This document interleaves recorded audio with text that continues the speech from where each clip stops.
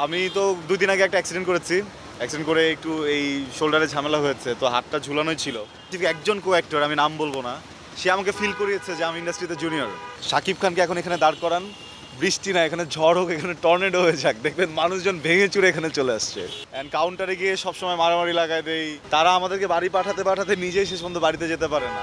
বাইরে যখন প্রচণ্ড রোদ ওঠে তখন আপনারা চাইলেই শেডে চলে যেতে পারেন, চাইলেই মাথায় ছাতা নিতে পারেন, বৃষ্টির সময় চাইলেই মাথায় ছাতা নিতে পারেন, আমরা পারি না। চরিত্রটা হচ্ছে আমরা ঈদে তো বাড়ি যাই, হ্যাঁ, অ্যান্ড কাউন্টারে গিয়ে সবসময় মারামারি লাগায় দেই। ওখানে গিয়ে বাস দেখি, বিভিন্ন রকমের মানুষ দেখি, কিন্তু এই কাউন্টারে বসে থাকা মানুষগুলোকে কিন্তু আমরা ওইভাবে নোটিস করা হয় না। তাদেরও তো একটা জীবন। তারা আমাদেরকে বাড়ি পাঠাতে পাঠাতে নিজেই শেষ পর্যন্ত বাড়িতে যেতে পারে না। তো এরকম একটা ক্যারেক্টার আমি প্লে করছি যে একটা এরকম বাস কাউন্টারের ম্যানেজার। হ্যাঁ, ফ্যামিলি আছে এখানে, it's a family drama. Or wife আছে, বাচ্চা আছে, ছেলেটার প্যারেন্টস নেই, ওর নিজের বাড়ি নেই। তো বাচ্চা সবসময় জিদ করে যে দাদা বাড়ি যাবে, কিন্তু ও বাচ্চাকে কি উত্তর দিবে, দাদা বাড়ি তো নাই। হ্যাঁ, তো ও আবার বুঝিয়ে টুঝিয়ে অন্য জায়গায় ঘুরতে নিয়ে যায়। তো সব কিছু মিলিয়ে খুবই ইন্টারেস্টিং একটা গল্প। ক্যারেক্টারটাও ইন্টারেস্টিং। আমি তো ২ দিন আগে একটা অ্যাক্সিডেন্ট করেছি। অ্যাক্সিডেন্ট করে একটু এই শোল্ডারে ঝামেলা হয়েছে, তো হাতটা ঝুলানোই ছিল। আজকে সেটে আসতে আসতে আমার প্রায় ৩টা বেজেছে দুপুর। নর্মালি এত দেরিতে কেউই আসে না, আমি তো আসিই না।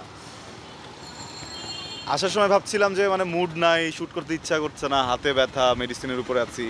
আসার পরে ওয়েদার অ্যান্ড ফ্যামিলি বন্ডিং, মানে রাজন্যা আছে, তিশা আছে, আগেও একটা কাজ করেছি আমরা, সুপার সিঙ্ক আমাদের, সবাই মিলে না এখন একটা ম্যাজিক কাজ করছে। হ্যাঁ, আমার মনে হয় যে খুব ভালো কিছু একটা হবে। এইটা আসলে একটা ভুল ধারণা যে শিল্পীরা সবসময় পরিষ্কার জায়গায় কাজ করে। আসলে বাইরে যখন প্রচণ্ড রোদ ওঠে তখন আপনারা চাইলেই শেডে চলে যেতে পারেন, চাইলেই মাথায় ছাতা নিতে পারেন, বৃষ্টির সময় চাইলেই মাথায় ছাতা নিতে পারেন, আমরা পারি না।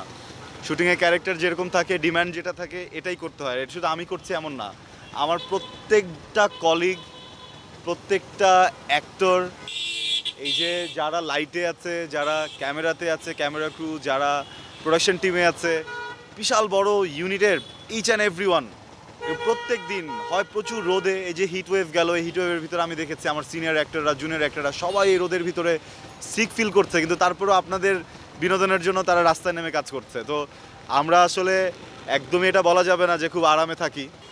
তিশার সাথে কাজ করার আরামটাই অন্যরকম, বিকজ ও এত কমফোর্ট জোনে নিয়ে যায়। ও তো আমার সিনিয়র ইন্ডাস্ট্রিতে। হ্যাঁ, সব কো-অ্যাক্টররা আমার খুবই ভালো, বাট দেখা গেছে যে ২-১ জন কো-অ্যাক্টর আমার জীবনে, স্পেসিফিক একজন কো-অ্যাক্টর, আমি নাম বলবো না, সে আমাকে ফিল করিয়েছে যে আমি ইন্ডাস্ট্রিতে জুনিয়র। হ্যাঁ, সো সে সিনিয়র, ওই ব্যাপারটা। কিন্তু তিশা কখনোই এরকম ফিল করায় নাই। আমি দোয়া করি সবসময় তিশা আরও বড় অভিনেত্রী হোক।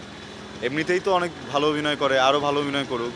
অ্যান্ড এই ধরনের কো-অ্যাক্টর থাকলে যে কোনো অ্যাক্টরই ভালো করবে। শাকিব খানের বাবার চরিত্রে কাজ করেছেন, সেই জায়গা থেকে একটু চ্যালেঞ্জ মনে হচ্ছিল কিনা সেই সময়টা কাজ করা? ডেফিনেটলি চ্যালেঞ্জ ছিল, আপনি বোঝেন না কেন? মানে শাকিব খান তো শাকিব খান। আমি আমি শিওর এই যে এখানে দাঁড়িয়ে আমার ইন্টারভিউ নিচ্ছেন, আমরা কয়েকজন ছাড়া বৃষ্টিতে কেউ আসেনি। বৃষ্টি না থাকলে তো কিছু মানুষ আসতো সেলফিটা নিতে। শাকিব খানকে এখন এখানে দাঁড় করান, বৃষ্টি না, এখানে ঝড় হোক, এখানে টর্নেডো হয়ে যাক, দেখবেন মানুষজন ভেঙে চুরে এখানে চলে আসছে। তো তার সাথে যখন হচ্ছে কি একই সিনেমায় কাজ করতে গিয়েছি, আমার তো পা কাঁপছিল। So things went very good.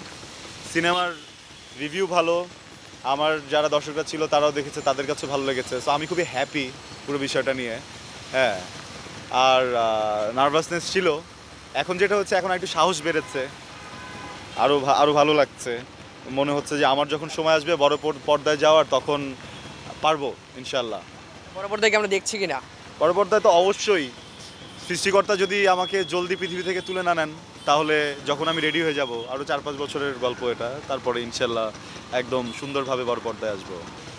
আমরা যেরকম অনেক আরাম করে বেড়াচ্ছি, এই খিচুড়ি বানিয়ে খাচ্ছি বাসায়, রাস্তায় বেরোচ্ছি ছাতা নিয়ে চা খাবো, তেমন অনেক মানুষেরা আছে যাদের বাড়িঘর সব শেষ হয়ে গেছে, তাদের বাসায় হয়তো বা এক মুঠা চাল পর্যন্ত নাই খাওয়ার জন্য। শুধু মানুষ কেন, এই যে রাস্তার কুকুর, বিড়াল, পাখি, হ্যাঁ, কত পাখি মারা গেছে আজকে, এটা হিসাব ছাড়া। কুকুরগুলো দেখছি রাস্তাতে দৌড়াচ্ছে, কোনো শেল্টার নাই। সামনে ঈদ, সবাই অনেক কেনাকাটা করবেন, সবাই গরু কিনবেন। নিজ নিজ কেনাকাটার বাজেট থেকে একটু টাকা কমিয়ে ওই টাকাটা আপনি কোথাও না কোথাও দিয়ে দেন, হয় মানুষের খাওয়ার জন্য দেন, পশু পাখির খাওয়ার জন্য দেন। হ্যাঁ, আনন্দ সবাই মিলে করি। আর আপনাদেরকে অনেক বেশি ভালোবাসি। আমি খুবই কৃতজ্ঞ যে আপনারা আমাকে এই সাপোর্টটা দিচ্ছেন বা আমাকে এই পর্যন্ত আসতে সাহায্য করেছেন। আমার সাথে থাকবেন সবসময়। Love you all.